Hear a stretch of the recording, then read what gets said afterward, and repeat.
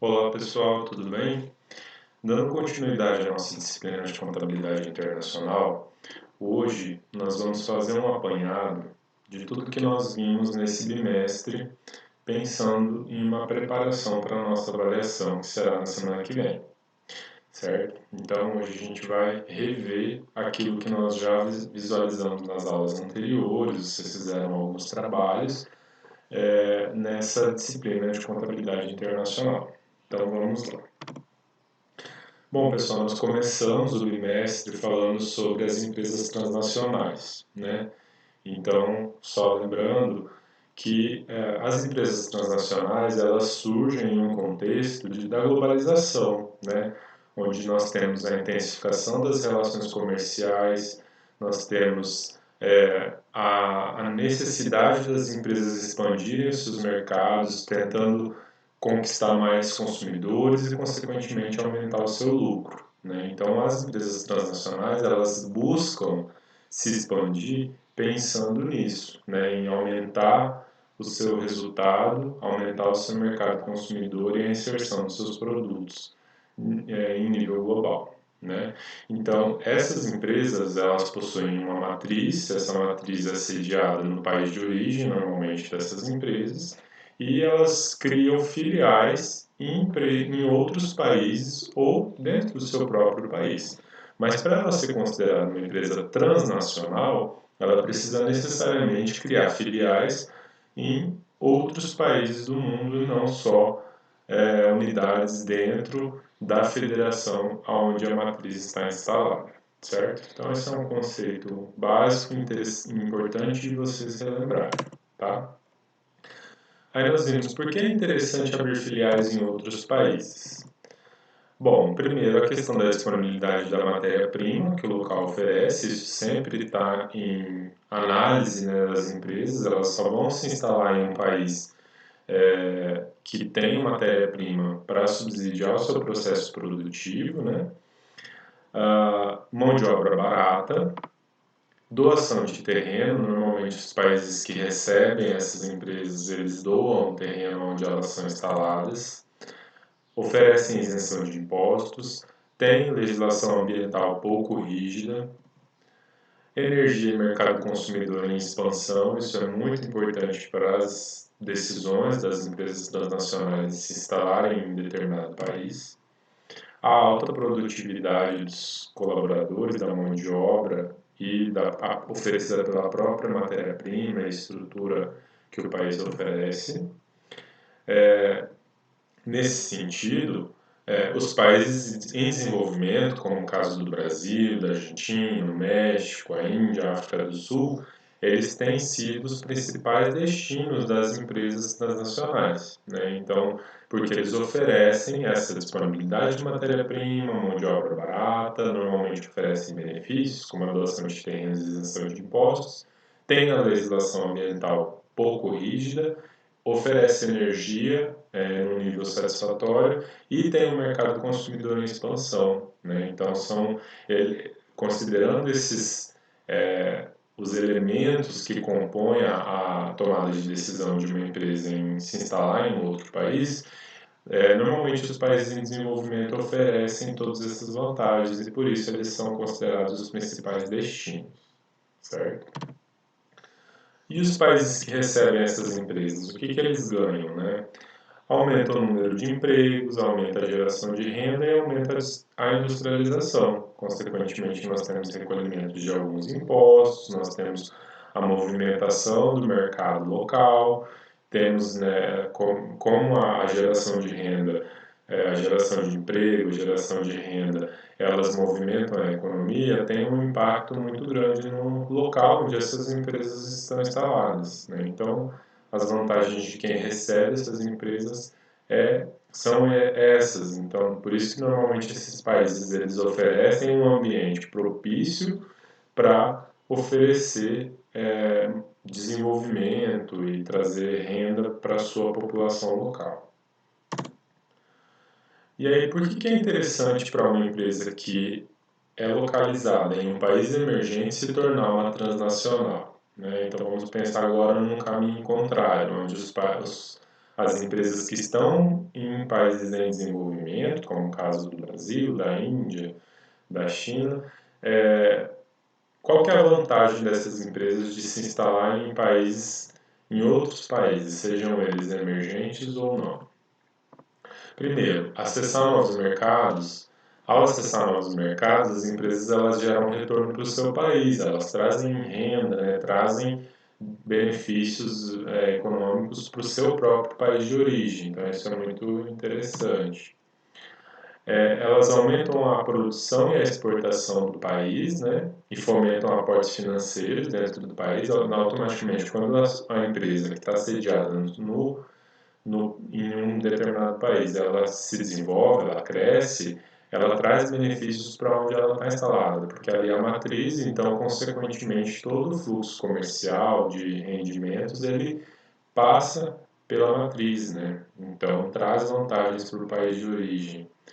Por isso que as principais economias do mundo, né, elas têm políticas muito consistentes de apoio ao desenvolvimento das empresas transnacionais, porque traz benefícios para o seu próprio país, né?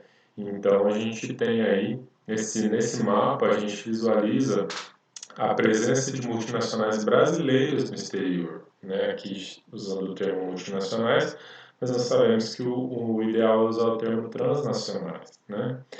Então a gente pode ver que na Argentina e nos Estados Unidos, e no Canadá, nós temos ali uma presença significativa das empresas brasileiras que têm a matriz no Brasil e que criaram filiais em países desenvolvidos ou em outros países em desenvolvimento. Então isso é bom para o país, no caso aqui é bom para o Brasil porque traz esse retorno para nós, né? Então é muito interessante ter que o Brasil pense em uma política de apoio para as empresas, quanto mais elas expandirem os seus mercados, mais elas se desenvolverem economicamente, isso traz vantagens para todo mundo, para toda a sociedade brasileira, certo? E a contabilidade das empresas transnacionais, como é que funciona essa relação, né?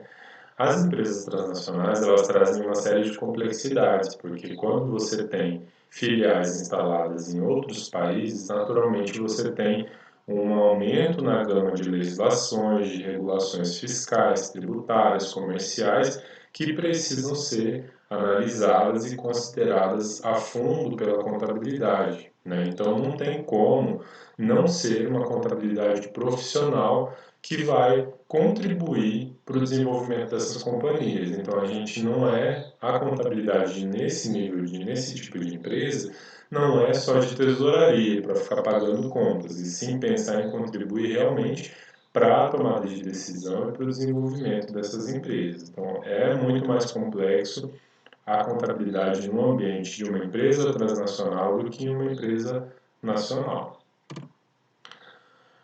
Então, como eu falei, dada a complexidade da legislação, a responsabilidade do contador aumenta consideravelmente, porque você precisa tomar decisões de escolhas de políticas contábeis, as técnicas que vão ser usadas para avaliar o patrimônio, precisa levar em consideração também a legislação, a regulamentação vigente no país que a gente tem a filial instalada, né? E depois consolidar essas informações na matriz.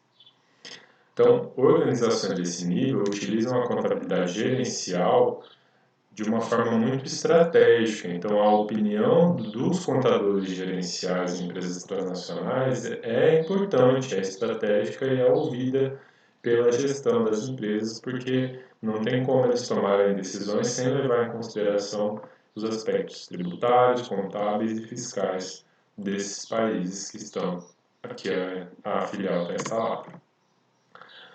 Então, esse cenário necessita de uma equipe que conhece muito bem a estrutura da organização, né? Então por isso a contabilidade gerencial é muito forte, para responder à altura do que é exigido por essas empresas, porque, como eu falei, as demandas são muitas, a complexidade do negócio é grandiosa também, e nós precisamos estar à altura dessas empresas, né? desse tipo de negócio que falar, por exemplo, falar outros idiomas é fundamental, né? Então conhecer o idioma do país que a gente tem filial é fundamental. Então nós, enquanto profissionais, também precisamos nos fazer um movimento, né? Nos movimentar para atender as demandas da empresa de um modo satisfatório, certo? Bom, aí na sequência nós fomos para estudar os blocos econômicos com ênfase no Mercosul. Então nós estudamos as transnacionais, as empresas que se espalham pelo mundo, aumentando o seu mercado consumidor, né? E agora nós vamos olhar para essas parcerias entre as nações que oferecem vantagens para as empresas no contexto das organizações, né? Então, o que são os blocos econômicos, né? Nós vemos isso. Então, os blocos econômicos eles estão relacionados com a formação de mercados regionais entre países. Então, nós estamos falando de nações, né? É um grande acordo entre países para dinamizar e integrar a economia dos países membros. E aí, quando a gente fala em dinamizar e integrar a economia, obviamente, nós estamos levando em consideração as empresas desses países que podem aumentar as suas transações e, consequentemente, isso reflete uma integração econômica desses países, né?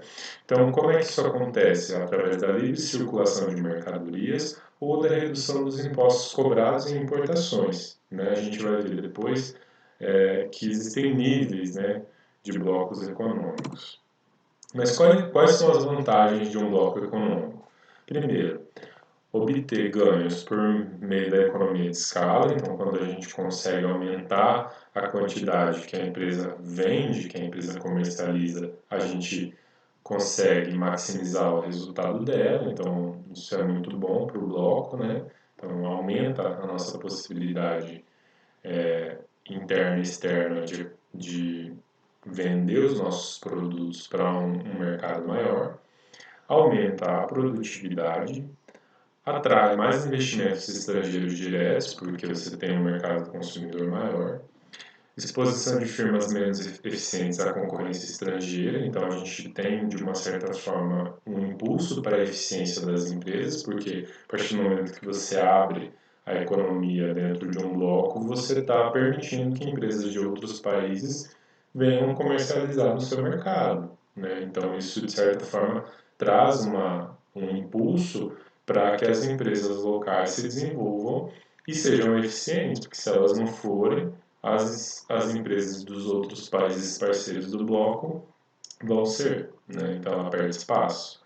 Aumenta, consequentemente, o grau de competitividade, a diminuição dos protecionismos dos países, isso é muito importante para o bloco econômico. Então a gente tem os países eles abaixam a guarda, né? Diminuem barreiras tarifárias, diminuem as questões administrativas, burocráticas, para que uma empresa comercialize seus produtos dentro do mercado consumidor do outro, né? Então, quando a gente pensa em países maiores, eles esperam dos menores uma diminuição de barreiras tarifárias. Então, quando há uma formação de um bloco econômico entre países grandes com menores, eles esperam que haja redução de tributação, né, para a entrada dos seus produtos naquele país.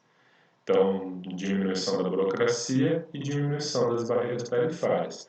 Já os países pequenos, eles esperam maiores acessos nos mercados mais robustos, né? Então, quando você pensa num país pequeno, que ele entra em um bloco econômico, vamos supor, o Paraguai, ele faz parte de um bloco econômico junto com o Brasil é um país muito maior. Então, oferece para o Paraguai uma vantagem em termos de ter acesso a um mercado consumidor muito mais robusto, né? O aumento do poder de barganha, segurança e credibilidade por pertencer ao bloco, porque a partir do momento que um país pertence a um bloco, ele passa a, de certa forma, representar o bloco nas suas transações com outros países do mundo, né? Então isso aumenta o seu poderio, o seu poder de barganha nas negociações com outros países. Então, são vários os benefícios, né, várias vantagens que se tem em compor um bloco econômico, e é por isso que há um movimento de consolidar os blocos econômicos no mundo, né? Então, os países unirem forças, fazerem parcerias para que todo mundo consiga se desenvolver, tá? E aí nós temos estágios, né, dessa integração econômica. Então, nós temos a área de livre comércio, que foca exclusivamente na ausência de barreiras tarifárias e não tarifárias entre os países. Então, diminui aí a burocracia administrativa e também a questão de cobrança de tributos pela importação de produtos dos países que compõem o bloco. Nós temos a União Aduaneira, que já é um passo adiante à área de livre comércio, porque traz também tarifas externas comuns para produtos importados de países de fora do bloco. Então, todos os países que compõem o bloco passam a cobrar uma tarifa comum para importar produtos de fora. Isso coloca, de certa forma, todos no mesmo nível com relação à importação. Então, é um avanço, porque daí todo mundo recebe esses produtos de outros países e consegue equacionar isso para suas empresas e para a sua população local. Aí nós temos o terceiro nível, que já é mais avançado, que é do mercado comum, onde nós temos além, né, então é uma escalada, né, a gente mantém, perdão, mantemos os níveis anteriores e aumenta, né, algumas vantagens. Então, aqui no mercado comum, nós já temos a livre circulação de pessoas, então é permitida a livre circulação de trabalhadores, de pessoas, de serviços e capitais. Também é necessário ter maior coordenação das políticas macroeconômicas, além da harmonização das legislações nacionais, trabalhistas, previdenciárias, tributárias. Então, o mercado comum já é um nível mais avançado de integração, porque se espera que haja um movimento, uma coordenação maior entre os países que compõem o bloco, tá? E aí nós temos o último, que é o nível mais desenvolvido, da União Econômica, que prevê uma moeda padronizada para todos os países, tem um banco central único, né? O funcionamento, para que o bloco funcione como realmente uma união econômica, é necessário que tenha taxas de inflação compatíveis, déficit público e taxas de juros compatíveis entre os países que compõem o bloco, né? As taxas de câmbio também são fixadas entre esses países. Então, na União Econômica, a gente já tem, pensa, uma moeda, a mesma moeda, como se aqui, se o Paraguai, o Brasil e a Argentina, todos usassem o real e não tivesse essa variação de moeda de país para país, né? Então, já é um nível bastante desenvolvido de integração econômica. Aí nós vimos, aí eu trouxe os exemplos, os principais exemplos de blocos econômicos do mundo. O principal, mais antigo, mais consolidado é a União Europeia, né? Então é importante que vocês relembrem disso, a gente já estudou também essa questão. Então a União Europeia possui 28 países membros, né? Agora está essa discussão aí sobre o Reino Unido, né? Que o Reino Unido saiu da União Europeia, enfim, ainda isso está um pouco nebuloso. Mas o bloco mais antigo, é o maior bloco do mundo, mais forte, que tem exerce uma influência mundial muito grande, né? Até porque tem países muito ricos dentre os seus membros. Eles têm uma moeda única, que é o euro, né? Então o euro é a moeda que vigora em toda a União Europeia. Isso aumenta a eficiência, né, do mercado, facilita o comércio entre os países, essa questão de trocas e de transações entre as empresas, turismo, enfim, a movimentação de pessoas, a remuneração das pessoas, tudo fica facilitado porque eles utilizam uma moeda única. Então tem a questão da livre circulação de pessoas, bens, serviços e capitais. Tem também a União Europeia, ela está tão desenvolvida que eles já têm um programa de ajuda humanitária, né? Então quando a gente vê toda uma preocupação com o meio ambiente, com as questões sociais, as questões de gênero, de raça, enfim, várias questões humanitárias, a União Europeia está envolvida, porque eles pensam em, já tem consolidado dentro do grupo, desse bloco, uma visão de mundo diferente, né? Então eles comungam da mesma visão de igualdade, de diminuir as diferenças entre os países membros, pensar no bem mundial, enfim, é todo um ciclo virtuoso aí que se tem de integração entre os países que compõem a União Europeia, certo? Então é o principal bloco mais antigo e que tem a maior força mundial. Aí nós temos o NAFTA, que é entre os Estados Unidos, o Canadá e México. Né? Esse bloco ele ainda está no nível de zona de livre comércio, não chegou nem a ser considerado uma união aduaneira, porque eles têm um caráter essencialmente econômico com um nível bem restrito de integração. Então, o acordo não prevê a livre circulação de pessoas. Vocês podem ver que os mexicanos não podem entrar nos Estados Unidos de forma livre, né? A eliminação das barreiras alfandegárias tem ocorrido de forma lenta e gradual, então também não tirou o protecionismo burocrático, né? E também não possui uma instituição, um governo ou uma administração do bloco, então não é um bloco institucionalizado, né, que possui característica jurídica. Tá? Então ainda está num nível mais simplificado. Aí nós temos o Mercosul, né? O Mercosul que é composto pelo Brasil, Argentina, Paraguai e Uruguai, né?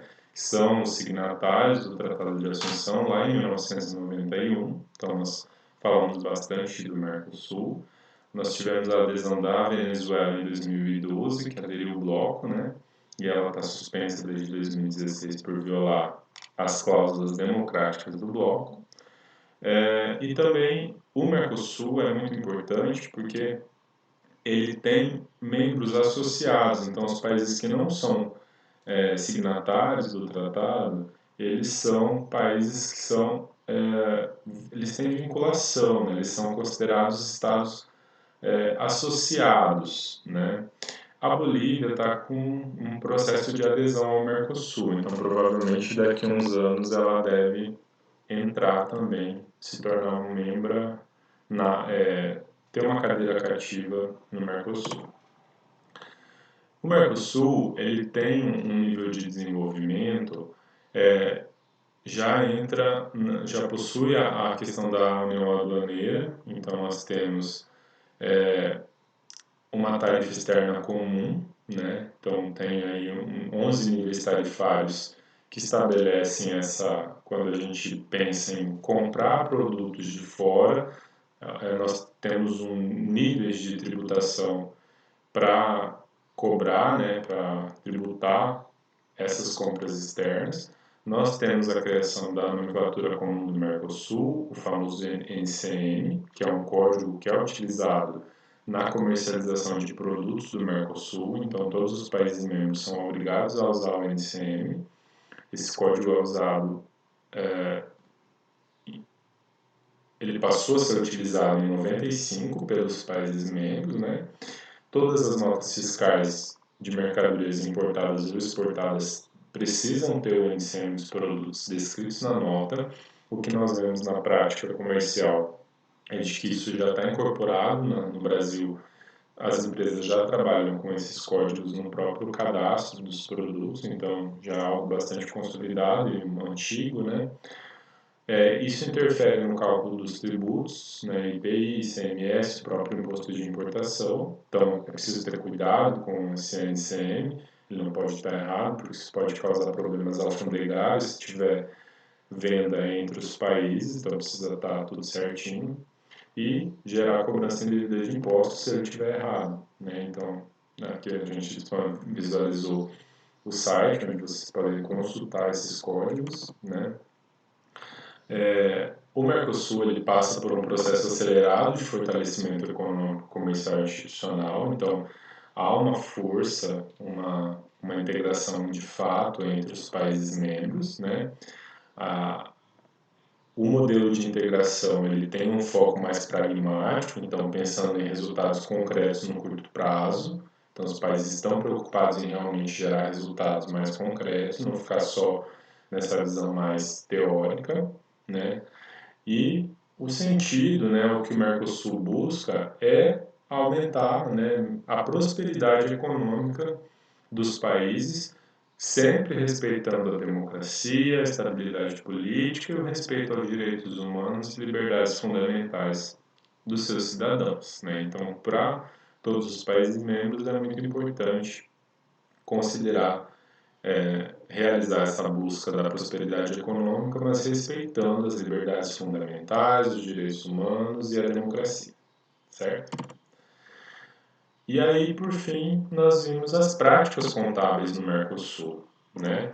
Então, a gente falou sobre a contabilidade no mundo globalizado, né? Se a gente pensar nessa integração econômica, nessa necessidade de transacionar entre países, a contabilidade ela tem um papel fundamental, porque a gente precisa fornecer uma informação financeira que seja adequada para a tomada de decisão e acessível a mercados internacionais. Então, pensar que um investidor de um país ele precisa conseguir entender, né, interpretar a, todos os demonstrativos contábeis, a linguagem contábil, em nível global, né? Então essa preocupação em falar a mesma língua na contabilidade, ela é muito atual, muito presente e muito importante para o desenvolvimento econômico dos países, né?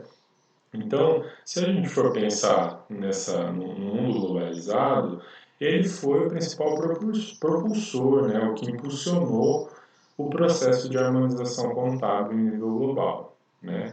Então, quando a gente fala em harmonizar contabilmente, é pensar em práticas contábeis que sejam compreendidas, que sejam aceitas, em premissas que deem base para a elaboração das informações contábeis em um nível comparativo, né? A gente aumenta o grau de comparabilidade das informações contábeis, a gente facilita a comunicação, contribui para a redução das diferenças de informação entre um país e outro e melhora, né? Aumenta a adesão do reporte financeiro, do relatório financeiro, que seja útil, realmente capaz de influenciar a tomada de decisão dos usuários, tá?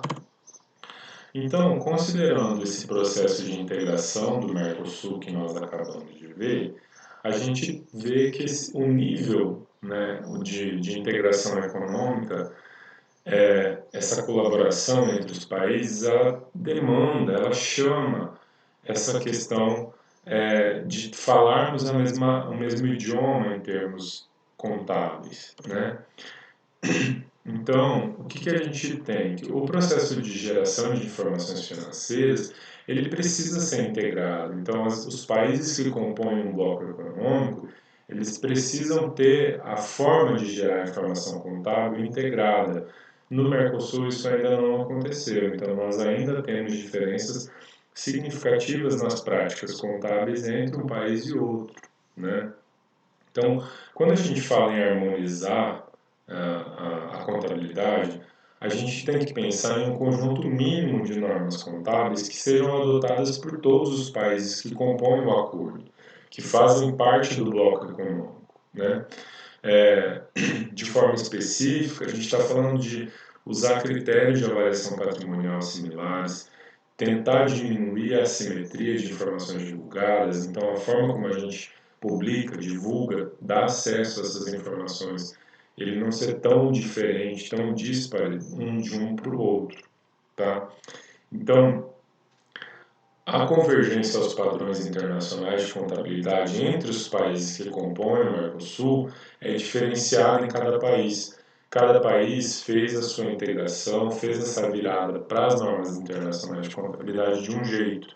Então, não foi de uma forma integrada, tampouco ao mesmo tempo, certo? Na Argentina, as normas internacionais de contabilidade passaram a ser obrigatórias a partir de 2012. No Brasil, em 2010, as empresas que têm ações na Bolsa passaram a adotar as empresas, as normas internacionais integralmente, né? Então, 2010 foi um marco para o Brasil, pois tanto as empresas que têm capital aberto como as outras empresas também passaram a adotar as normas internacionais de contabilidade. Então, nós, em 2010, né, a Argentina, 2012. O Paraguai passou também a exigir em 2012, né, que as demonstrações fossem tanto trimestrais quanto anuais, fossem elaboradas considerando as normas internacionais de contabilidade. O Uruguai já começou antes de todos os outros, né, em 2007 já orientou a adoção integral das normas do IAS, então esteve à frente aí, né, dessa convergência aos padrões internacionais. A Venezuela, a partir de 2011, passou a exigir de todas as entidades o uso das normas internacionais, né? Então, como vocês podem observar, todos os países membros do Mercosul, mesmo a Venezuela suspensa, eles têm essa preocupação sim em falar a mesma língua, mas não só dentro do bloco, né? Nós estamos falando que todo mundo caminhou para uma convergência aos padrões internacionais de contabilidade, então a gente tem a elaboração da contabilidade interna feita já num nível que seja compreensível, que seja usado, que fale o idioma global, né? Então, a gente vê aí que essa integração contábil, ela não tem uma característica só do bloco. A gente tem, sim, a gente segue os padrões de nível internacional, mas não pensando dentro apenas do bloco que criou e que fez essa integração. Então, como cada país fez essa convergência de uma forma, ainda podem ter resquícios, né, ter diferenças significativas ainda de práticas contábeis adotadas entre um país e outro. Tá? Então a gente precisaria fazer um estudo mais aprofundado dessas normas para entender quais são as diferenças que permanecem ou se elas realmente foram sanadas devido à convergência às normas do IASP, certo? Aqui nós vimos também um exemplo do tratamento contábil dado aos estoques, né? Então a gente tem lá a IAS 2 de 2005, que exige que as empresas divulguem a política contábil e os métodos de custo adotados em seus balanços, nas suas demonstrações financeiras. Então a gente precisa ter notas explicativas que tratem da política contábil e dos métodos de custo adotados, o valor dos estoques e a sua classificação, os estoques registrados a valor justo, os estoques baixados como despesa por venda, consumo a valor realizável, as reversões, os motivos de baixa e os estoques mantidos em garantia. Então, isso é o que a norma coloca como elementos que devem ser divulgados relacionado aos estoques. Tá? Então, em nível global, essa é a exigência de divulgação de informações nos balanços. Como que isso tem sido tratado no Mercosul? No Brasil, Paraguai, Uruguai e Venezuela, nós já temos, né, já tínhamos aqui nessa data uma convergência bem clara de que esses países seguem a EAS 2. Né? Então, não tinha. O único país que tinha exceção aqui é a Argentina, que ainda seguiu o custo de reposição, seguindo as suas práticas internas de contabilidade. Tá? E qual os métodos de mensuração e os critérios escolhidos entre os países do Mercosul? Então, como critério, na Argentina nós temos custo de produção, custo de reposição e o método não é informado. Então, a Argentina tinha alguns problemas de divulgação relacionados aos estoques. O Brasil, custo de aquisição ou construção ou valor realizável líquido e o método de avaliação dos seus estoques pelo custo médio ponderado. No Paraguai, somente o custo de aquisição não permite o valor realizável líquido e o método preço médio ponderado. O Uruguai, custo de aquisição ou construção, aceita também o valor realizável líquido e o método custo médio ponderado. Na Venezuela, o custo de aquisição e o custo médio. Tá? Então, vocês podem ver que, apesar de todos os países terem feito uma convergência aos padrões internacionais de contabilidade, não há uma prática que seja coesa entre os países. Né? Ainda permanecem diferenças entre um país e outro. Tá? Então, aquilo que eu falei para vocês, precisaríamos fazer um estudo aprofundado para compreender quais são as... Porque aqui nós estamos vendo um elemento, né? O estoque. Então, a gente já vê, já tem indícios de diferenças. E imagina todas as outras normas, né? O que a gente ainda tem? Quais são as diferenças que ainda permanecem? Então, essa integração da contabilidade ela é importante porque os países que compõem o bloco econômico, eles podem... as demonstrações financeiras elas são comparáveis, né? Então, se eu quero fazer um investimento no Paraguai, na Venezuela, quando eu pego um balanço patrimonial de uma empresa de lá, eu preciso olhar para esse balanço e entender, compreender e ter a tranquilidade de que as premissas, de que as bases utilizadas, de que os métodos utilizados são os mesmos que nós usamos aqui.